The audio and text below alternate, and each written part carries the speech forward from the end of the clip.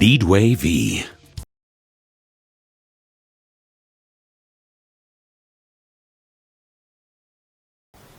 Bonjour à tous et bienvenue dans ce live. Je suis avec Traoré Sarah, je m'appelle Latifa. Je suis directrice technique à Aza Group. D'accord. Donc moi c'est Prince Frankedja, consultant dans le tourisme et ambassadeur du tourisme ivoirien. Donc on va parler aujourd'hui d'un thème très intéressant sur l'attractivité du tourisme à Yamoussoukro. Voilà, c'est ça. Et moi j'ai fait 2 ans à Yamoussoukro. Justement, j'ai fait 2 ans d'études là-bas. Et j'avoue que c'est une ville assez paisible, où il fait bon vivre. Et il y a beaucoup de grandes écoles là-bas. Donc je ne me sentais pas forcément seule. Et puis voilà. J'ai pas fait beaucoup de tourisme comme toi, mais je pense qu'on peut en parler quand même. Ça va. D'accord. Ouais. Donc pour ceux qui connaissent et qui ne connaissent pas Yamoussoukro, Yamoussoukro c'est la capitale administrative de la Côte d'Ivoire depuis 1983. C'est une ville très intéressante et la plus grande basilique au monde, la ça. basilique Notre-Dame de la Paix. Je pense qu'elle est beaucoup plus connue pour cet édifice-là qu'autre chose, mais il existe énormément d'atouts touristiques dans cette ville qu'on va étayer d'ailleurs. Voilà. Mais ce qui nous intéresse aussi, c'est est-ce qu'aujourd'hui, l'attractivité touristique de Yamoussoukro est telle qu'on peut y vivre? On peut acheter un terrain, on peut vraiment voilà, imaginer une vie en fait, là-bas. Oui, je pense que dans ce sens, c'est vraiment possible. Bon, pour moi-même avoir vécu là-bas, je trouve qu'il y a des moyens qui sont mis en place par le ministère de la Construction et par aussi des aménageurs. Un peu comme fait Aza Group, nous avons pris des hectares là-bas que nous avons viabilisés, électrifiés, mis les canalisations, tout ça. Et du coup, avec ACD, voilà, pour permettre aux futurs acquéreurs d'être dans une sorte de garantie, d'avoir une garantie au fait. Parce qu'on sait qu'avec le foncier, il y a beaucoup de litiges. Ouais. Voilà. Donc, oui, on s'associe avec Leadway. Du coup, voilà, c'est une prestation que Leadway propose à ses clients. Et je pense que c'est bien d'y réfléchir en tout cas. C'est très bien. Je pense que même avant d'y arriver, avant d'aller d'acheter un terrain, il faut se demander les raisons pourquoi vraiment vivre à Yamoussoukro. Quels sont les atouts de cette ville-là? Et donc, on a essayé un peu de voir un peu qu'est-ce que Yamoussoukro propose. Il faudrait dire que Yamoussoukro, on peut y faire du tourisme religieux. Donc, ce qui se fait naturellement, aller à la basilique, la visiter, comprendre l'histoire autour, et du tourisme culturel. Yamoussoukro, aujourd'hui, c'est un carrefour. C'est un melting pot au fait de différentes cultures. Donc à la fois vous avez les locaux qui sont les Baoulés, qui ont une tradition très forte et très importante sur la Côte d'Ivoire, qui appartiennent au Coupacan. Donc il y a ce tourisme-là qui vous permet de connaître leur histoire, leur habitude culinaire, leur habitude vestimentaire, toute la chefferie, le matriarcat autour de la culture Akan. Et ça c'est très important parce que... pour pas te couper, c'est qu'il y a beaucoup de gens qui vont à Yamoussoukro pour manger la viande de Beauce quand même. Hein. Aussi, ouais. Pour manger un bon foutou avec bon agouti, tu vois, avec du vin à côté. Ça aussi, il faudrait... Moi, je ne fais pas la promotion de la viande de brousse, malheureusement, parce que je suis dans l'écologie, effectivement. Mais Yamoussoukro, on mange très bien. Il faut le préciser. Je suis allé déjà à Bolikro, qui a un petit restaurant. Oui, Bolikro, voilà. Ça, c'est connu. Voilà, c'est connu pour la viande de cabri, en toutes sortes, voilà, grillée, sautée, fumée et tout. Mais pour revenir encore, je disais, et donc, culturellement, c'est un très bon site. Ensuite, vous avez le tourisme sportif. D'accord. Donc, le tourisme sportif, je ne sais pas si tu as entendu parler des 18 tours de golf. Non. Voilà, donc on organise des compétitions de tennis, de sport, énormément d'activités sur Yamoussoukro. Il y a aussi du tourisme mémoire. Yamoussoukro, c'est la capitale, c'est la ville natale de notre premier président. Donc le père fondateur, Feu Félix Houphouët-Boigny. Et comme cela se fait dans certaines villes, dans certains pays comme l'Afrique du Sud, en Éthiopie, on met en avant cette personnalité-là pour attirer du monde qui s'intéresse à sa vie. C'est quand même un combattant, c'est quand même je dirais, un avocat des droits des Africains. Donc c'est normal qu'on essaie de créer un tourisme autour de lui, de sa personne. Donc ça aussi, ça intéresse. Il y a ce qu'on appelle du tourisme agroalimentaire. D'accord. Donc, à Yamoussoukro, vous verrez que c'est un bastion du café cacao. Oui. Donc, vous avez la possibilité de visiter tout ce qui est champs de café cacao, des vieillards et autres. D'accord. Et ça aussi, c'est intéressant. On peut organiser des circuits touristiques, des randonnées à Yamoussoukro. Donc, déjà, il y a ces aspects touristiques-là à mettre en avant. Mais il faut parler aussi des routes. Oui. Parce qu'on ne va pas venir habiter dans une ville sans. Et sans franchement, Yamoussoukro, en termes d'aménagement dans ce sens, c'est vraiment l'une des rares villes en Côte d'Ivoire où il y a déjà la route en fait. Elle est prête pour accueillir les gens et les constructions en fait. Et il y a peut-être un peu il faut revoir un peu le réseau d'assainissement, mais sinon on a de grandes voies. Donc c'est vraiment pratique au fait. Donc voilà. Moi, ça m'a vraiment bluffé la première fois que je suis arrivé à Yamoussoukro. Les voies sont très grandes. Je crois qu'on a 2 voies de 4 de chaque côté. C'est ça. Et c'est impressionnant. Même à Abidjan, on n'a pas ça. Donc, Non, pas du il n'y avait tout. pas d'embouteillage. Donc, franchement, Il n'y a jamais d'embouteillage. il n'y a jamais d'embouteillage à Yamoussoukro. Oui. Et ça, c'est très intéressant. On peut se dire, de dernier recensement, je crois, Yamoussoukro, c'est près de 300 000 habitants. Wow. Et donc, comparé à Abidjan, qui a 4 millions ou 5, voire 5 millions d'habitants, c'est un autre univers, Yamoussoukro. Donc, il y a vraiment une qualité de vie sur cette destination-là. Et un autre point qu'il faut faire relever, c'est que Yamoussoukro, c'est un centre, c'est un vrai carrefour. Donc, autour de Yamoussoukro, vous avez d'autres villes qui ont des attractions. Et Yamoussoukro, par exemple, Tia-Salé, c'est à moins de 40 minutes, vous arrivez à Tia-Salé. Vous arrivez à Yamoussoukro. Donc, Tia-Salé, vous avez énormément d'atouts sur cette destination. Visitez le banc d'Aman. Donc, vous pouvez faire des balades sur le banc d'Aman, en pirogue et tout. Vous allez aller chercher les pygmées. Parce qu'il y a des pygmées, il y a des hippopotames pygmées dans le banc d'Aman. Okay. Il y a aussi la recherche de ça. Et vous avez le parc archéologique d'Awakro. Donc, c'est des pierres vraiment très, très, très, très vieilles qui ont une forme particulière.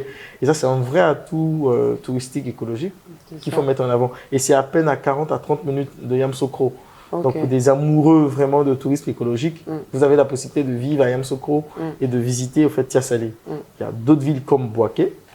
Bon, sur Bouaké, vous avez des villages de tisserands. D'accord. Vous pouvez admirer le travail de ces tisserands-là qui a une particularité. Vous ne trouvez pas ailleurs, que ce soit à Korogo ou dans le sud ou à l'ouest. Donc le pain baoulé est typique de cette région-là. Vous avez des potières de Tano Sakasu, je ne sais pas si tu connais. Non. C'est à quelques kilomètres aussi de Yamoussoukro. D'accord. Et c'est un atelier de femmes et d'hommes qui se sont mis ensemble de potiers, qui font de la poterie traditionnelle. Et c'est magnifique, c'est quelque chose qui s'exporte énormément. Ouais. Et c'est juste à côté de Yamoussoukro. Oui. Donc, et je pense que c'est vraiment des choses qu'il faudrait mettre en avant. Bon, par exemple, moi, la personne en bas, je ne connais pas, je ne suis pas beaucoup informée, mais c'est vrai que c'est très attractif et c'est bien de tenter l'expérience, en fait. Ouais, je me dis. Et bon, pour moi, par exemple, qui travaille dans la construction, j'ai souvent des chantiers un peu au nord, à l'est, à l'ouest. Et je me rends compte qu'à chaque fois qu'on y va, on passe par Yamoussoukro, en fait. Quelle que soit la durée du trajet, on fait d'abord une escale à Yamoussoukro, que ce soit pour 1 jour ou 2 jours. Et puis après, on y va. Donc, dans ce cadre-là aussi, dans l'hôtellerie, ils sont très développés. Ils sont très développés. Aujourd'hui, Yamoussoukro compte environ, je crois, 101 hôtels pour 2049 chambres. C'est bien, mais ce n'est pas encore assez. Je dis pour une capitale, 101 hôtels, c'est pas... Ça augmente à chaque année. Je crois qu'il y a des nouvelles auberges qui ne sont pas encore vraiment recensées, mais qui sont encore dans l'informel. Mais il y a l'offre hôtelière à Yamoussoukro doit se développer et ça va se développer. Parce que le tourisme interne à Yamoussoukro, ce qu'on appelle l'excursionnisme, est vraiment en grande évolution.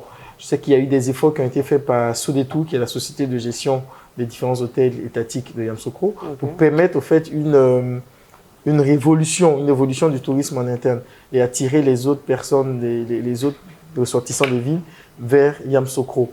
Et donc, il y a des efforts à faire sur le côté hôtelier. Mais ça reste quand même des hôtels de qualité. J'ai séjourné à l'hôtel Président, à l'hôtel, il y a un autre hôtel aussi, Parlementaire. Le Parlementaire, Parlementaire. Et il y a des petits hôtels qui sont pas mal. Oui. Donc, quand même, les gens font l'effort de bien recevoir les gens quand même. Comparé à d'autres villes, oui. c'est franchement Yamoussoukro, ils font un effort. J'avoue. dans ce sens-là. Et c'est vrai, il y a beaucoup de choses à faire à Yamoussoukro. C'est pas, je dis aux gens que c'est pas seulement s'arrêter à la basilique, mais il faut visiter, il faut voir l'œuvre du père fondateur sur cette ville-là. Non, mais c'est incroyable. C'est ouais. incroyable. Et même, je pensais au lac au Caïman. Ouais. Et je crois qu'il y a 9 lacs, ou si je ne me trompe pas trop, qui sont tous connectés entre eux. Ça fait que nous qui travaillons dans le génie civil, on sort même pour aller voir les réalisations du président pour en faire des exposés. Pour les étudier. Parce que c'est vraiment quelque chose qui reste encore incroyable de nos jours. Ouais. Donc, Yamoussoukro, c'est environ 30 lacs. Ouais. Naturels et artificiels. Oui. C'est pour ça qu'elle s'appelle la région des Grands Lacs. Tu vois. Et donc, tu as deux grands affluents, donc le Ndzi et le Bandamant, qui passent. Voilà. Qui, je pense que c'est une attractivité. On ne se rend pas compte quoi, de la beauté touristique de Yamoussoukro. Par rapport même à Abidjan, c'est pas aussi développé selon les standards urbains d'Abidjan, mais ça a quand même son authenticité. Et c'est ce qui est intéressant. Je pense que pour ceux qui recherchent un cas de vie simple, un cas de vie vrai, sécurisé, Yamoussoukro, c'est la destination. C'est ça, c'est ça. Et bon, moi, j'aimerais te poser une question. D'accord. Qu'est-ce que tu penses réellement de l'immobilier à Yamoussoukro? Est-ce que tu te vois prendre un terrain à Yamoussoukro? Si c'est gratuit. Ouais, bien sûr. Mais... Oui, bien sûr. Moi, j'ai essayé il y a quelques années de cela, peut-être il y a 2 ans, j'ai essayé d'acheter un terrain à Yamoussoukro. Donc, j'ai demandé à des personnes, voir un peu sur Facebook, mais il n'y avait pas assez d'informations. Donc, on n'a pas beaucoup d'informations. On sait qu'il y a trop de litiges, il y a trop de problèmes. Quelqu'un va prendre ton argent et puis... Ouais. Et voilà. En fait, c'est en ça que pardon si je te coupe, mais c'est en ça que des conversations, comme on est en train de le faire, sont intéressantes parce que je trouve que c'est vrai qu'on parle beaucoup. À Abidjan, quand tu passes, tu as partout des panneaux en 12 mètres carrés, ACD ici, terrain viabilisé, tout ça. Mais à Yamoussoukro aussi, il y en a. Les gens font des efforts dans ce sens aussi. Parce que, bon, comme je le disais, avec le partenariat avec Leadway, c'est des hectares de terrain qu'on a pris, qu'on a viabilisé et avec des ACD. Donc, tu as environ tu peux acheter entre 200 mètres carrés et 1000 mètres carrés, je crois. D'accord. Voilà, et c'est juste de donner un apport initial. Et sur 5 ans, tu payes de façon mensuelle. Tu vois. D'accord. Et c'est bien de parler de ce genre de choses parce que Abidjan commence à être saturé. C'est déjà saturé. Tu ne peux plus avoir un terrain à moins de, je ne sais pas moi, 10 millions, 15 millions. Ce n'est pas possible. C'est pas possible. Donc, je pense qu'en tant que jeune entrepreneur, déjà, c'est de voir, c'est de créer un patrimoine, en fait. Et pourquoi pas à Yamoussoukro, dans une ville historique qui est notre patrimoine aussi. Lorsqu'on recherche des terrains, ça c'est mon cas et le cas de plusieurs amis, on recherche toujours 500 mètres carrés, 600 mètres carrés. Est-ce que, pour un jeune aujourd'hui, on est obligé d'avoir 500 mètres carrés pour construire une maison? Non, pas forcément. Déjà, 200 feront l'affaire. En fait, je pense que quand quelqu'un veut prendre un terrain, c'est pas souci de grandeur. Ça dépend vraiment de la philosophie que tu te fais d'avoir ma maison, en fait. Parce qu'il y a des gens, ils veulent des maisons avec 30 pièces. D'accord. Par contre, il y a d'autres qui préfèrent vraiment une vie de famille très... où on communique beaucoup. Par exemple, il veut juste un grand salon et puis c'est 3 chambres pour lui et ses enfants, c'est tout. Alors qu'il y a d'autres qui te voudront 4 salons, je sais pas. Enfin, ça dépend vraiment de l'ordre de grandeur, des ambitions de chacun en fait. Mais 200 mètres carrés déjà pour des jeunes, c'est parfait. C'est parfait. Ouais. D'accord. 200 mètres carrés à payer sur 5 ans, je trouve que c'est assez intéressant. Hein. C'est très intéressant, les offres en tout cas. Et si vous voulez rester à Abidjan, vous pouvez faire un deuxième domicile à Yamoussoukro. Je pense oui. Déjà, en fait, il y a beaucoup de personnes qui le font quand même, hein, déjà. Même, bon, on ne va pas dire qu'ils ont un deuxième domicile, mais déjà les week-ends. Il y a beaucoup d'influence à Yamoussoukro quand même. Pour avoir été là-bas, je sais que quand le week-end arrive, il y a des week-ends, les hôtels sont saturés. Oui. Les hôtels sont saturés. Ouais. Et surtout, le 7 août, quand il y a l'indépendance, ah non, là, tu ne peux pas. Si tu n'es pas prêt à l'avance, tu n'auras pas d'hôtel. Ça, c'est ça. Et bon, à Yamoussoukro aussi, il y a la vie, hein, la nuit, il y a la fête et tout ça. Il y a, au-delà de, je ne parle pas forcément de boîte de nuit, mais il y a l'ambiance, tu as les tatas qui font le poisson braisé, qui vont te faire du poulet braisé. Quand tu sors dans la ville, tu sens que ça vit. C'est pas autant la journée, c'est assez calme, mais le soir, il y a une réelle ambiance en fait. Ouais. Non, aujourd'hui, on peut dire que Yamoussoukro réunit toutes les conditions Oui, c'est parfait. pour vivre. C'est le genre de ville où tu peux manger ton attiqué à côté du lac, genre au bord du lac, tranquillement, quoi. L'air est pur. L'air est pur, je te jure. C'est pas poli comme Abidjan. Non, non, ici, Excusez-moi. c'est ça. D'accord, c'est intéressant, c'est ça. c'est intéressant tout ça. Et comment est-ce qu'on fait pour acquérir un terrain alors avec vous? Alors, dans ce cadre-là, c'est de souscrire à l'assurance Leadway, enfin, c'est de se rapprocher des agences Leadway. Et je pense que là-bas, ils vont donner mieux des informations que moi. Mais bon, le truc, c'est de souscrire à cette assurance, en fait. Et après ça, je pense qu'au bout de 5 ans, vous pourrez acquérir votre terrain. Voilà, mais il faut surtout pouvoir donner l'apport initial. Je pense que c'est ça aussi qui est important. D'accord. Maintenant, au-delà de ça, nous, on vous garantit, c'est un peu comme, on vous garantit que lorsque vous aurez votre terrain, vous pourrez effectivement construire. Il faudra juste maintenant avoir un permis de construction auprès du ministère. Mais lorsque vous venez, vous pourrez avoir de l'électricité, vous pourrez avoir de l'eau potable et puis vous pourrez facilement accéder à votre parcelle. Voilà. Vous êtes situé où? On est situé, si je ne me trompe pas, derrière le palais. Entre le palais et l'autoroute de Boaké, si je ne me trompe pas. D'accord, bah, c'est en centre-ville, Ouais. c'est vraiment en centre-ville. Ouais. Et ouais, c'est pas loin de l'autoroute, quoi. Parce que beaucoup de personnes vendent des terrains vraiment très très loin. C'est à la sortie même de Yamoussoukro, dans des hameaux, les villages là-bas, ils te disent à un prix dérisoire en fait. Ouais, c'est ça. Et il y a des possibilités de visiter le site aussi, ce qui est très intéressant. Et en allant visiter, on se rend compte que c'est très accessible, déjà. Voilà. Bah, qu'est-ce qui me retient à Abidjan, je me demande bien. Ah. D'accord, c'est super. Non, mais voilà, il y a de tout. Franchement, pour moi qui aime le tourisme, je suis vendu.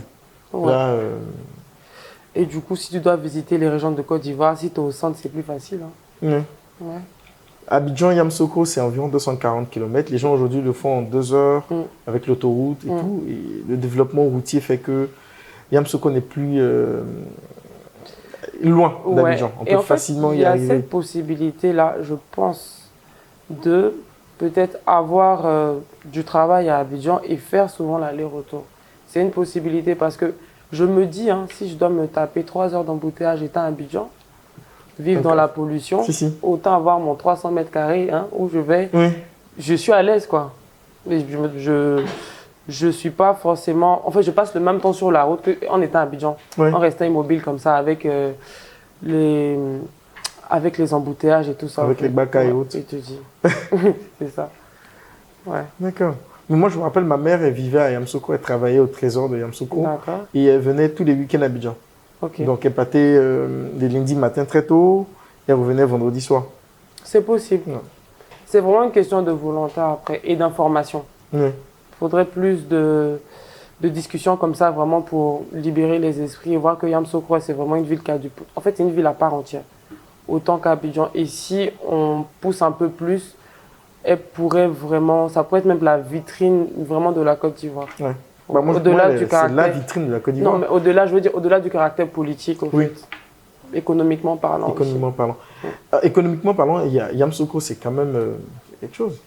Aujourd'hui, quand je lisais des documents, le tourisme, par exemple, à Yamoussoukro, c'est 35% des revenus. Ah bon? Ouais. Waouh.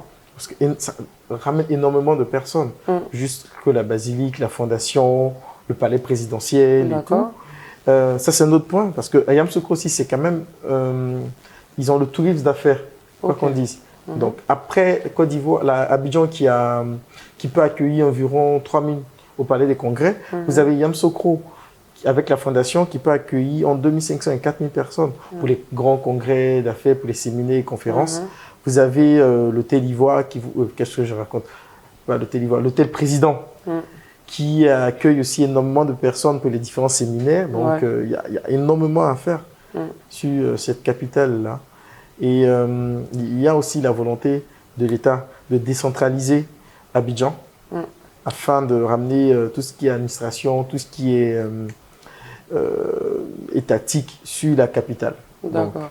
Et je pense que le fait de cette décentralisation va vraiment aider aussi les habitants à vouloir se projeter dans la vie de Yamoussoukro, quoi. Ouais. Je pense que ça peut beaucoup aider aussi. Ah, il faudrait qu'ils s'activent. Hein. Ouais. Mais déjà, bon, Yamoussoukro, c'est déjà, on a les logements, je sais pas, les quartiers des professeurs là. Ouais. Oui, et on a des grandes institutions comme l'INP déjà, et qui, en fait, tout bon petit Ivoirien rêve d'aller dans ce genre d'école là. En fait, parce que c'est une école. Ouais, c'est ça, parce que c'est une école d'excellence aussi, il faut dire ça. Il ne faut pas nous frustrer, nous qui ne sommes pas allés. Avant. Non, non, pas du tout, pas du tout. Mais ce que je veux dire, c'est que pour un parent qui veut y vivre, c'est parfait pour ses enfants. Ouais. Il y a le lycée scientifique, qui est renommé aussi. Et après, il y a des possibilités d'aller à l'INP, en plus des autres grandes écoles qu'il y a autour. Et c'est facile d'accès, comme on a dit, avec la route. Et franchement, si en tout cas pour élever un enfant, Yamoussoukro, c'est parfait.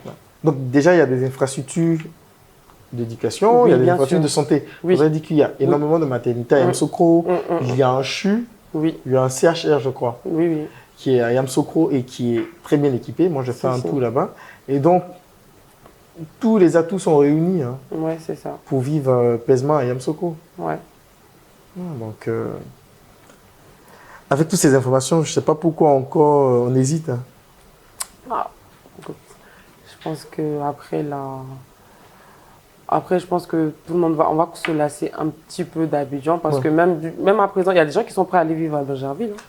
Hein. Donc, ça commence vraiment à se décentraliser un petit peu.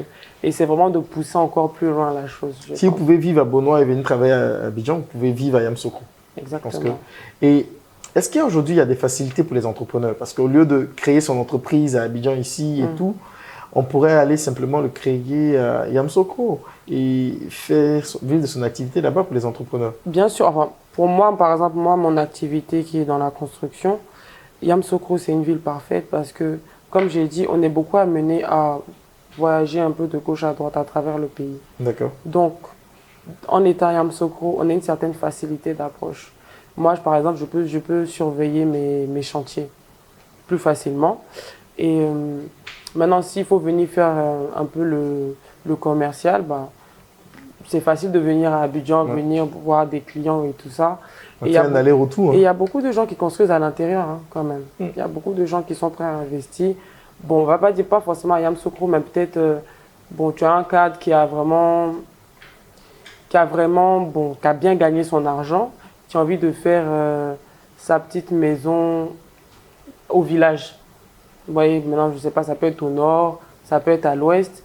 Et bon, moi étant à Yamoussoukro, il y a déjà cette garantie-là que je peux aller sur son chantier de façon plus fréquente qu'un entrepreneur un constructeur qui sera à Abidjan. Je ne sais pas si c'est un peu ça. Bon, pour ceux qui nous prennent en cours, on a commencé depuis une vingtaine de minutes à parler de l'attractivité touristique de Yamoussoukro.